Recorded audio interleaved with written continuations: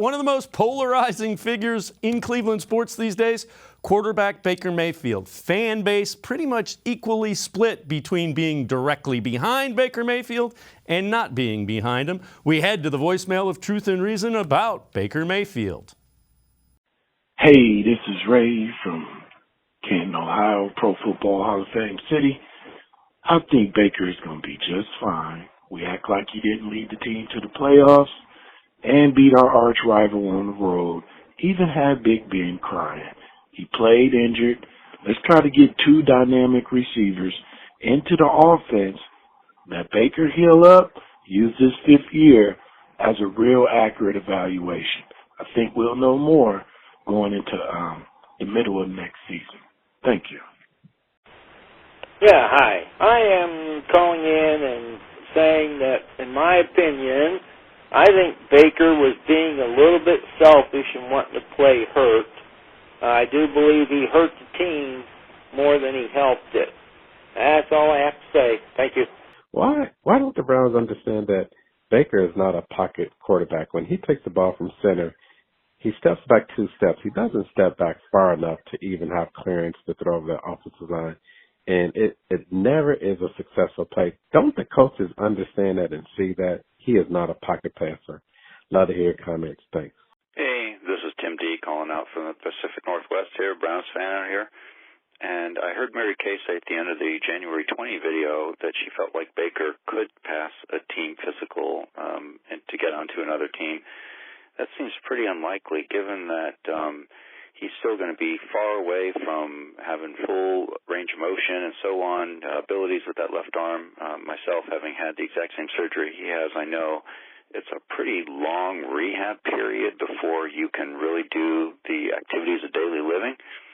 And I appreciate if you guys could devote some follow-up to that. I think it's an important thing that has been largely overlooked so far in the sports media, the ins and outs of such a physical and whether it's really doable. Thank you so much.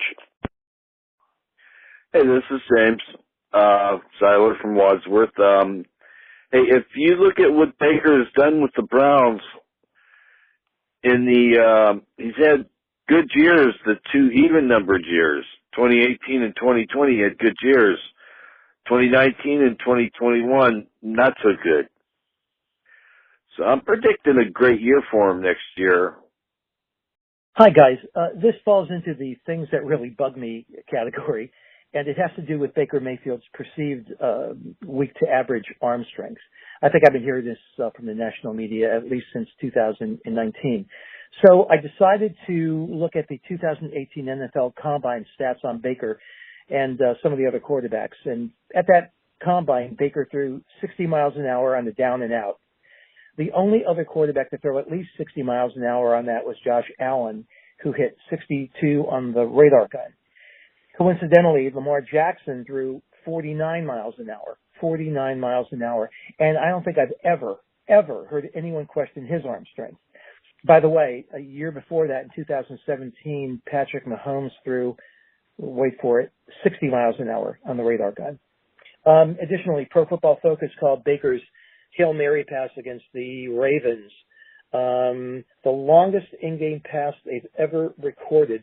That's the one when he threw from his 40-yard line through the end zone, and the cornerback from Baltimore ran into the goalpost, and the ball was still going. So, like I said, I feel much better now. Thanks, guys. Talk soon.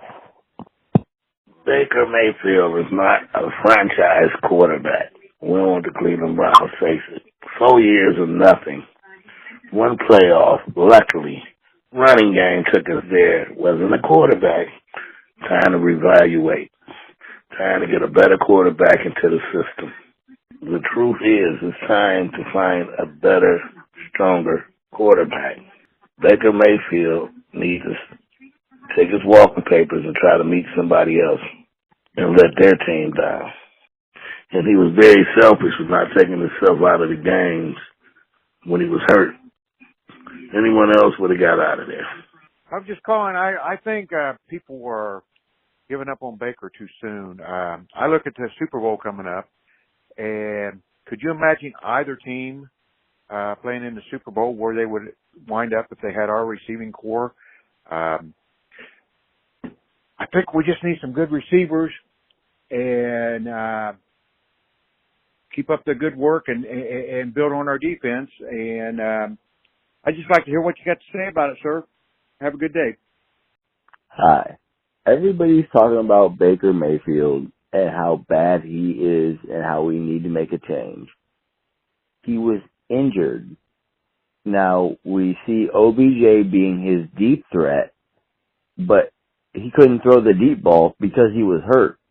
I think we need to stick by our quarterback, let him get healed, and move on from it. Give him a supporting cast. His receiving core was not that great, especially after OBJ was gone. With the injury, I think we need to give him some time. Thank you. Have a wonderful day. As to the comment that I watched by the gentleman saying that Baker was making bad decisions, that his injury had nothing to do with his bad decisions, had everything to do with his bad decisions.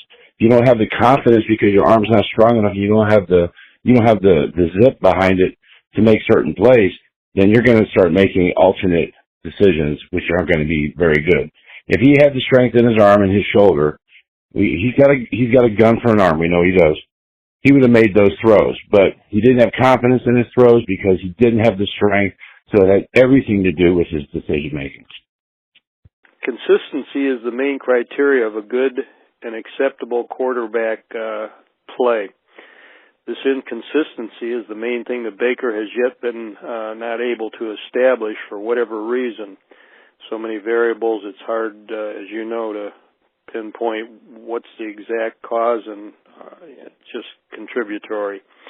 But he's had 4 years, and with all the different coaching staffs, with all the injuries, everything involved, it's tough to really evaluate. But seriously, after 4 years, a number one draft pick probably should have shown a little more, even through all this situation.